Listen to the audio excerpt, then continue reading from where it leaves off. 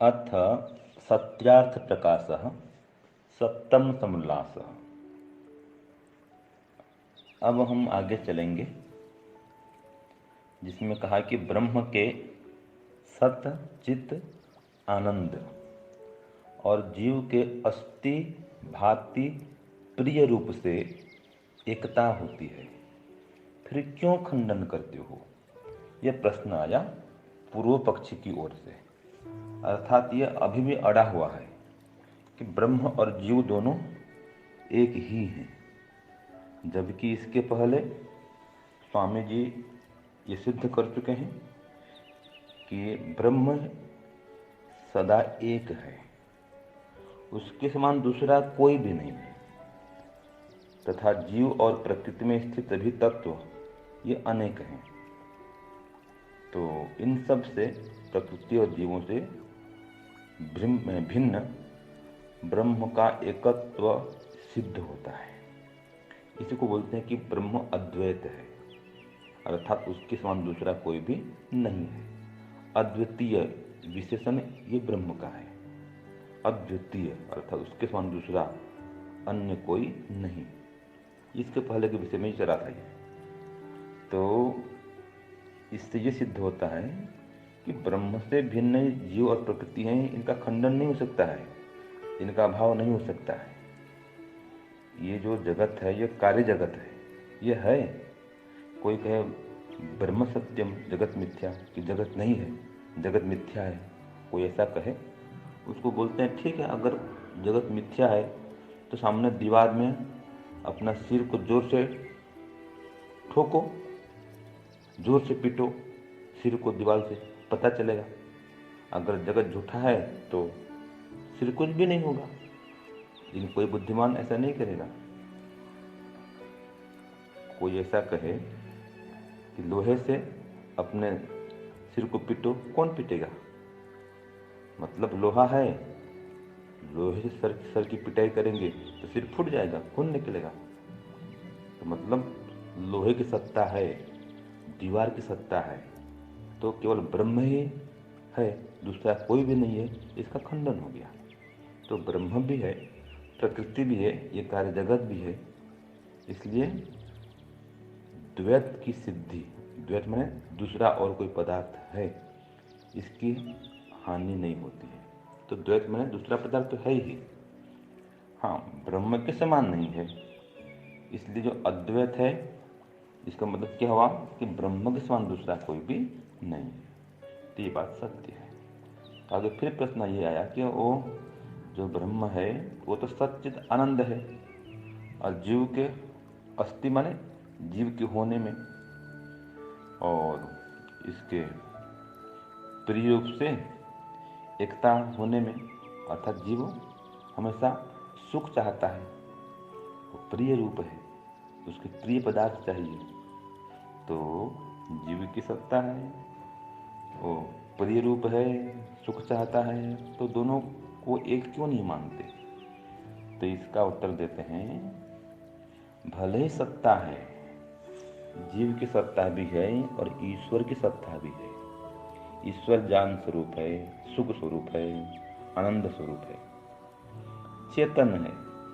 तो जीवात्मा भी चेतन है, इसको भी आनंद चाहिए, लेकिन केवल दोनों की सत्ता है, दोनों चेतन हैं, दोनों का अस्तित्व है, तो इतना साधर्म्य मिलने से एकदम उसमें एकता हम नहीं मान सकते हैं। इसी बात को स्वामी जी लिखते हैं, जैसे पृथ्वी जड़ दृश्य है, तो पृथ्वी जड़ पदार्थ है और दृश्य भी है, वैसे जल भी जड़ पदार्थ है, अग्नि भी जड़ पदार्थ है, ये सब दृश्य हैं। तो क्या इतने में इनमें एकता हो जाएगी कि पृथ्वी जल अग्नि सब एक ही है क्या? नहीं, एक तो नहीं है, इनमें अंतर है। उनमें विरुद्ध धर्म भी है, जैसे गंध, पृथ्वी में गंध है, रुक्षता है, कठिनता है, ये सब गुण पृथ्वी को ये रस से अलग करते हैं, क्योंकि जल में द्रवत्व है, कुमलत्व है, ये धर्म जल के हैं। और अग्नि में रूप है तो दाहकत्व है, माने दहन करने का गुण है। तो इनसे इनमें वैधर्म्य अर्थात धर्म में भिन्नता ये भी सिद्ध होती है।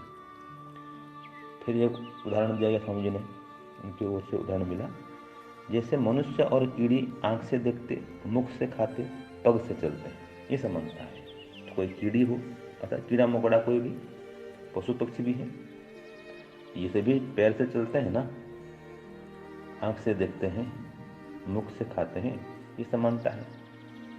लेकिन मनुष्य का आकृति 2 पैर वाली है और कीड़ी की आकृति अनेक पैर वाली है।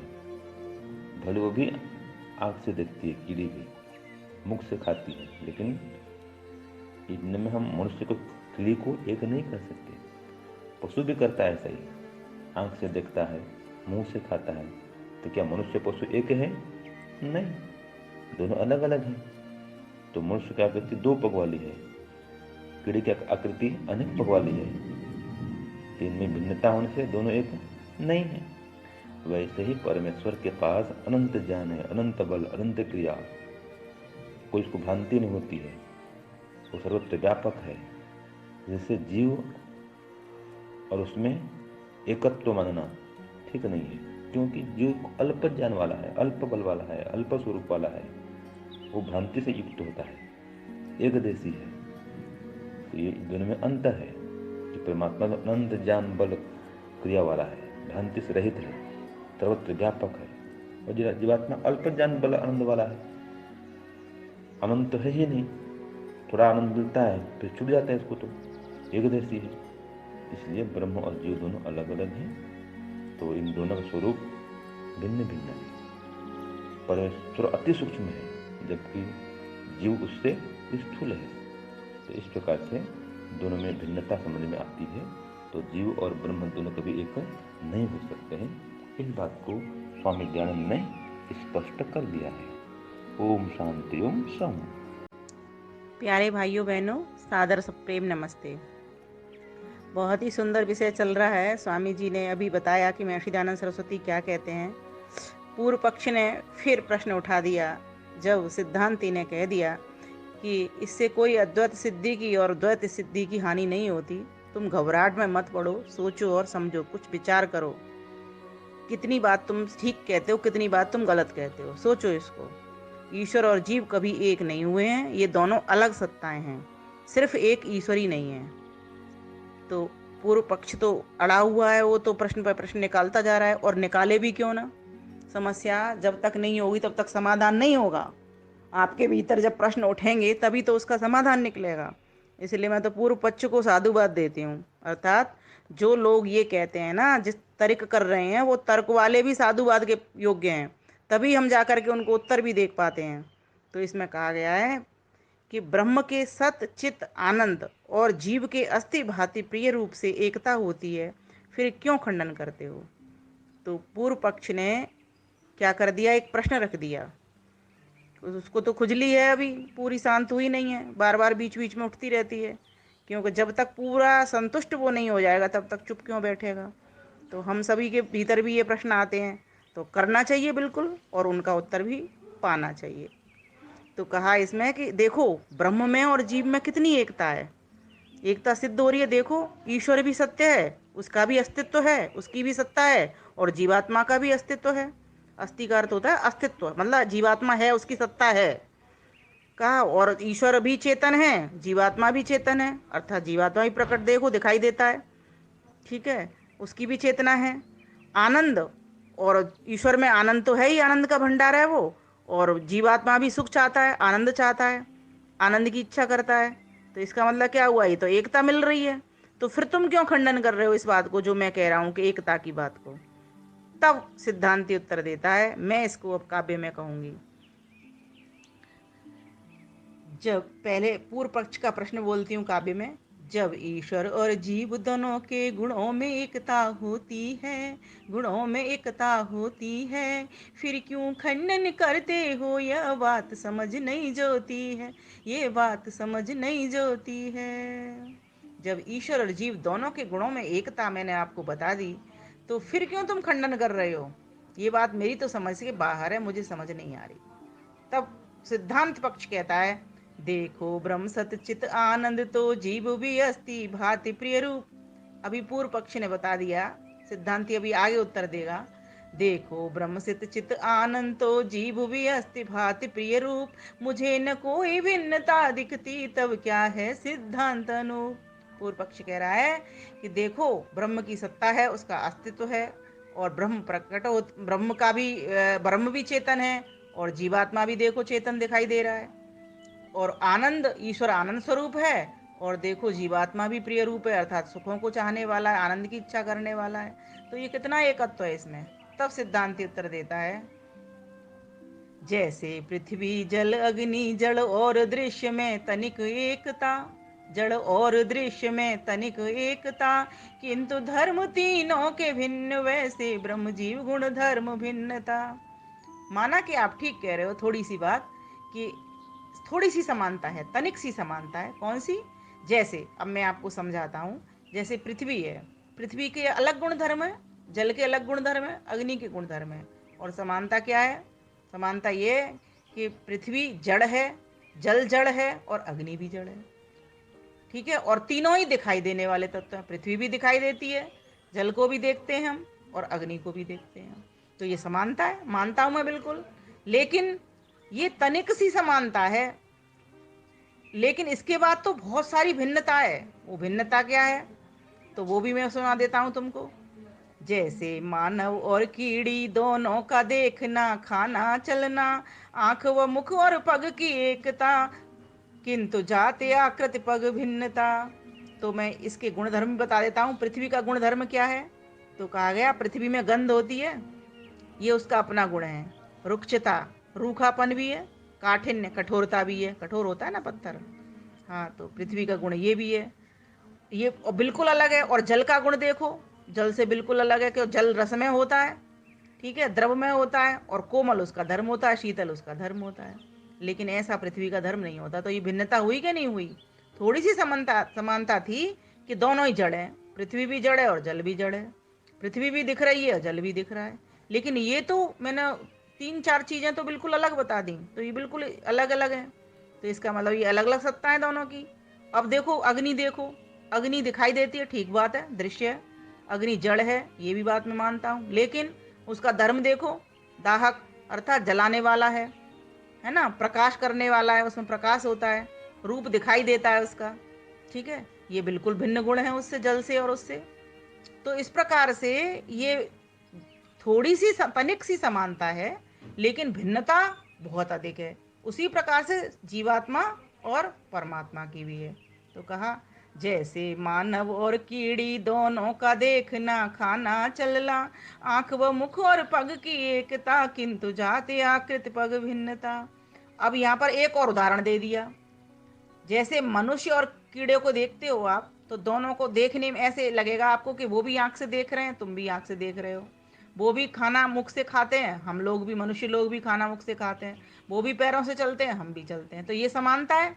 लेकिन भिन्नता क्या है? भिन्नता क्या है? जाति की।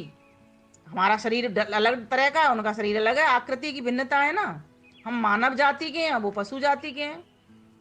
और पग भिन्नता, और हम दो पैरों से चलते हैं। किसी किसी के उनके 8 होते हैं, और किसी किसी के तो 12 होते हैं। ऐसे उनके पैरों में भिन्नता होती है। तो ये कितनी भिन्नता है। हमारे पास बुद्धि है, हमारे पास वैसी वाणी है, उनके पास वो बात बुद्धि नहीं है, वो वाणी नहीं है ना। उस प्रकार से वो वार्ता नहीं कर सकते जैसे हम कर सकते हैं। उस प्रकार से कोई क्रिएटिव काम नहीं कर सकते। उनके पास सामान्य ज्ञान होता है, हमारे पास बहुत सारा अपने ज्ञान को बढ़ा करने वाला ज्ञान होता है। वो कभी भी खेत में जाकर के कोई खेत का सामान तो खा सकते हैं, पर उनको ये नहीं आता कि वो आकर के खेत में से मूली काट करके, मूली को कस करके और मूली की कोई सब्जी बना लें। ये सब नहीं आता उनको, ये सब मनुष्य कर सकता है। तो कहने का भाव यहाँ पर ये है कि बहुत सारे अंतर समानताएं हैं थोड़ी थोड़ी। जैसे चेतन है वो ईश्वर, तो जीवात्मा चेतन है, ईश्वर का अस्तित्व है, सत्तावान पदार्थ है, इसकी भी सत्ता है अपनी जीवात्मा की भी। तो और दोनों ही पदार्थों का नाश नहीं होता, दोनों ही अनादि हैं। तो इस प्रकार से इनमें समानता है, लेकिन इनमें भिन्नता भी तो कितनी तगड़ी है। ईश्वर सर्वज्ञ है, जीवात्मा अल्पज्ञ है। तो आगे कहा, सिद्धांति कहता है, वैसे परमेश्वर के अनंत ज्ञान बल क्रिया विभु निर्वांतित्व, ज्ञान बल की अभिभु निर्भ्रांतत्व, जीव के अल्प सभी गुण और संभ्रांतित्व, प्रच्छिन्न सब पृथक, भ्रांतित्व परिच्छिन्न सभी पृथक। अर्थात जीवात्मा में और परमेश्वर में क्या अंतर है ये बता दिया महर्षि दयानंद ने, कि ज्ञान में, बल में, क्रिया में, विभु अर्थात व्यापकता में, और भ्रांति के रहित होने में और सहित होने में। अर्थात ईश्वर कैसा है? सर्वज्ञ है। कैसा है? बलवान है, सर्वशक्तिमान है, क्रियावान है, विभु है, व्यापक है। उसमें कोई भ्रांति नहीं है, कोई भ्रम नहीं है, अविद्या नहीं है, अज्ञान नहीं है। और जीवात्मा अल्पज्ञ है, सर्वज्ञ नहीं है। तो ये भिन्नता हो गई ना, अंतर हो गया ना। इसी प्रकार से वो सर्वशक्तिमान है, जीवात्मा अल्प शक्तिमान है, अल्प सामर्थ्यवान है। एक जगह एक देशी होने से थोड़ा ही काम कर पाता है, वो उतना बड़ा बड़ा काम नहीं कर पाता। इस संसार को बनाना, चलाना, बिठाना, सबके कर्मों का फल देना, ये बहुत बड़े बड़े काम करता है ईश्वर। ठीक है। और जीवात्मा तो तभी करता है जब उसको इंद्रिय परमात्मा देता है, बाकी तो बेहोश पड़ा रहता है। और जब उस पर इंद्रिय नहीं होती, या तो वो बेहोश रहता है, और या फिर बिना इंद्रियों के मोक्ष में रहता है। वो दो काम करता है जीवात्मा। इंद्रियों का प्रयोग तो कब करता है? जब इस संसार में वो परमात्मा उसको भेजता है शरीर को दे करके। तो बहुत सारी भिन्नताएं और थोड़ी तनिक सी समानताएं। इसके पीछे तुम ये नहीं कह सकते कि दोनों एक हैं। चीज कौन सी मिलती है? जब बिल्कुल समान गुण धर्म हो, जैसे पानी से पानी मिलता है ना। जैसे दो व्यक्ति हैं, समान विचार के हैं, समान गुण धर्म है, तो वो दोनों मिले रहते हैं। लगता ही नहीं कि ये राम है कि ये श्याम है, दोनों एक जैसे लगते हैं। हाँ, लेकिन रूप और उसमें तो फिर उनमें अंतर रहता ही रहता है ना। तो ये उदाहरण के लिए मैंने बात कही है, क्योंकि 100% उदाहरण भी पूरे सही फिट बैठते नहीं है। तो कहने का भाव यहाँ पर हमको बस इतना सा समझना है कि बहुत अंतर है जीवात्मा में, परमात्मा में। दोनों की सत्ता है, इसको कोई निकार नहीं सकता। जीव और ब्रह्म एक नहीं है। अगर एकदम एकता होती तो एक ही होते। अब कैसे मान लें? अब इसका ये उत्तर किसका है? कि लोग कहते हैं ना कि ब्रह्म का ही अंश जीव है, ये उसका उत्तर है।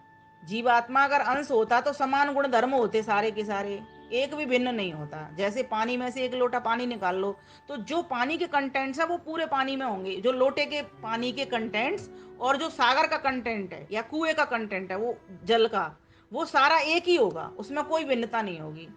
पानी से पानी में होती है क्या? नहीं होती ना, तभी तो मिल जाता है वो उसमें। और दूध में अंतर आ जाता है, अंतर आता है ना। दूध में उजलापन, सफेदीपन वो जो होता है, वो बिल्कुल उसके कंटेंट बदल जाते हैं। उसमें पानी होता है लेकिन दूध के अपने कंटेंट्स भी अलग होते हैं। तो इसीलिए वो पूरे नहीं मिलते, मिलते हुए भी वो पूरे नहीं मिलते, कलर बदल जाता है उसका। तो इसी प्रकार से यहाँ भिन्नता है ईश्वर और जीव में, बहुत सारी गुण धर्मों की। इसीलिए हम ये नहीं कह सकते कि ईश्वर का ही अंश जीव है। दोनों अलग अलग सत्ताएं हैं, और हैं अवश्य। हाँ, ये है कि न्यून है ईश्वर के गुण कर्म स्वभाव से, जीवात्मा के गुण कर्म स्वभाव बहुत ही कम है। अर्थात अल्प शक्तिमान है, एक देशीय हैं, ये उसके अपने धर्म हैं। इस प्रकार से जैसे ईश्वर के अपने धर्म हैं, चारों ओर सर्वदेशीय, सब जगह रहने वाला, सर्वशक्तिमान, ऐसे ही जीवात्मा के भी अपने गुण धर्म हैं। तो इसीलिए स्वरूप भिन्नता से परमेश्वर अति सूक्ष्म हुआ और जीवात्मा उससे थोड़ा सा स्थूल हुआ। इसीलिए तो हम इस तरह से बोला करते हैं कि जीवात्मा अगर सूक्ष्मतर है तो परमात्मा सूक्ष्मतम है। और प्रकृति जीवात्मा से भी थोड़ी स्थूल है, तभी तो दृश्य रूप में देख रहे हैं हम उसको।